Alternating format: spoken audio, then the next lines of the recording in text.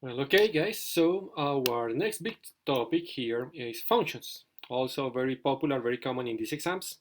So let's go over some generalities and some tips for you to know how to attack these exercises. So let's start with some generalities, okay, as for functions. So first thing, normally functions are those ones that are described like f of x, okay? Or common ones are also g of x or gh of x. For these are the three letters that are more common to define functions. So first thing, do pay attention that this expression f parentheses x parentheses, this is a function, which is different than having fx, because here what you're doing is multiplying. Whenever you see the expression in this form, it is a function. You're not multiplying. Okay, f and x is a function, f that depends on the value of x. All right, that's the first big concept that I need you to be clear on. Now, let's go with some examples and see how to work with functions. So in functions, let's start with f of x, right? So they can give you that f of x and they give you a definition. They always tell you f of x is equal to x plus 3, let's say. All right? So what I want you to understand here is that this x represents anything.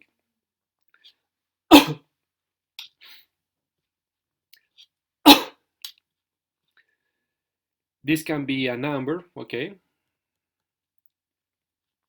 It can be another variable, kind of another letter, let's say, another variable.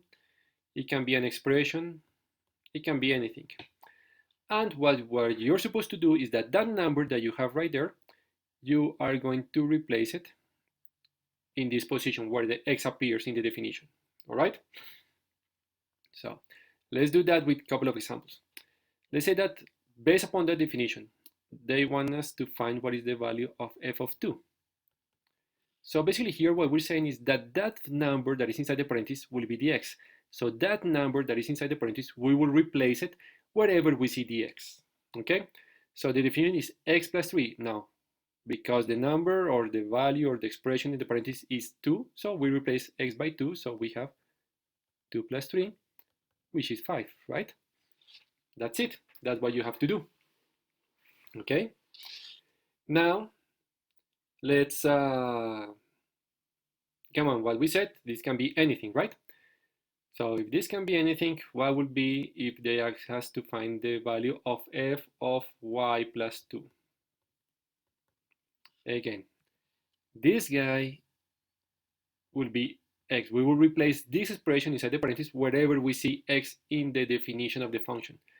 So the definition of this function is x plus 3. So x, so is will be replaced by all these things that we have inside the parentheses, remember. Inside the parentheses, whatever is inside is what x represents. So it's x, that in this case will be y plus 2, and then plus 3. So remember that this, whatever is in the parentheses, x, so in the expression, wherever we see x, that's what we write. So we have x plus 3. Then we continue solving for this specific expression, and we have that this, the result of f of y plus 2 will be y plus 5. This will be the result, okay? I hope that is clear. Whatever is inside the parentheses is what you replace wherever you see the x in the definition, okay? Now, something that we also want to pay attention to in these exercises is that a function is always representing kind of a point, you know, in the xy plane. So we have a value of x and a value of y. So in functions, which is dx, the value of x, okay? Let's say that the value in the parentheses, you know, let's put it like that, in the parentheses is x, okay? That will be x, no point. And the result, you know, the value of the result, the result after we perform all the calculations, we solve the function, this will be the value of y, all right? So let's say, if we take again this example that we got here, let's rewrite it down here. We said and we found that f of 2, we solve it and everything, and that was equal to 5. So here, what we're saying is that this value inside the parentheses, this will be the corresponding value of x. If we're visualizing this to draw it in the xy plane, so we'll have a point that is x will be equal to 2, and this 5 that is the result will be taking the value of y. Meaning that if I draw this in the xy plane, my answer is that I'm going to have a point, and that point will be given by coordinates 2 and 5. All right? I hope that that will be a little clear now. The other important aspect on generalities, and then we'll go on with some examples. There are two terms that are important. We need to know what is the domain of a function, and we need to know what is the range of a function. So the domain refers to all possible values, all possible values of x in this case, okay? All possible values of x, all the possible values that x can take, all the possible values, let's say here, all possible values in the parentheses, that we can write inside the parentheses, that's gonna be my domain. And the range are all values of y, okay? X and y. So all the possible values that are gonna give me a set that is going to be defined. The set of the domain is all possible values of x, and the set of the range is all possible values of y, meaning, the results. You know that here I'm talking about the results that I've got in the function. Okay? Let's do a couple of examples to try to clarify a little more this concept of domain and range. So let's say in the example, let's say here in the example that we have, and it is defined, we have the function f of x, and we're going to define it as x squared plus 1. And we also know, okay, we will also know that x is an even number between -1 and 3. Okay, those are the conditions. And from here, we want to define what is the domain and what is the range under these specific conditions. Okay, so first thing that we're gonna come up to do here is that x is an even number between 1 and 3. So basically, we know that the possible values of x can be even numbers between 1 and 3, so -1, so I have 0, right? Or x can also take the value of 0, 1, of 2, right? So from that statement, we know that x can take either of these two values. Now, let's see what happens with the function, okay? Because here, what we will do is that we might find the function of 0, right? So what is f of 0? What is the value of the function when x takes the value of 0? We do it step by step. Remember, whatever we have inside the parentheses is what we use to replace x. So it will be equal to 0 squared plus 1, which will give us the answer of 1, right? We do the same with 2, so f of 2 in this specific case will be, again, x takes the value of 2, so this will be 2 squared plus 1, and this will be equal to 5. All right, so f of 0, let's rewrite here. So what we're saying is that f of 0 is 1, and what we're saying is that f of 2 is equal to 5. Now remember the definitions on the domain and the function, okay? The domain and the range of the function. Remember, we said that the domain was all possible values that x could take. So in this specific case, the domain is the set of elements of the possible values of x. We made the analysis, and all possible values of x in these specific conditions are 0 and 2. So the domain of this function will be 0 and 2. And the range, by definition, we said that will be all possible values of y. That means that this will be the results, the possible results that we can find here. And here the results are 1 and 5, right? F of 0 is 1, that's the result. F of 2 is 5, that's the result. So 1 and 5 will be the values that y can take. Those are the results of the function. So this will be the domain of this function. This will be the range of this specific function. All right? I hope that this is clear enough. We can do another example. Yes, again. If we give you, just to be clear that the value of x, whatever is inside the parentheses, can be anything. If I give you f of x might be defined by 3 plus 2x, okay? And they want us to find the value of f of y plus 5, okay? So remember, this is the expression inside the parentheses. And as we have defined before, this is the expression that we should replace wherever x is in the definition. So if we do this step by step, this will be equal to 3 plus 2 times x, but we know that x is taking this value, so y plus 5, right? This is the x, the expression inside the parentheses. So here we have 3 plus 2y plus 10. Resolve, this will be equal to 2y plus 13, and this will be the answer, okay? We simply go ahead and we replace it in whatever we have inside the parentheses, while we replace where x is in the definition of the function, and that's all the process, okay? Well, another aspect that we need to take into account whenever we're dealing with functions are those questions where we need to analyze the functions from a graph, that they give us the graphical representation of the function. So this is the case.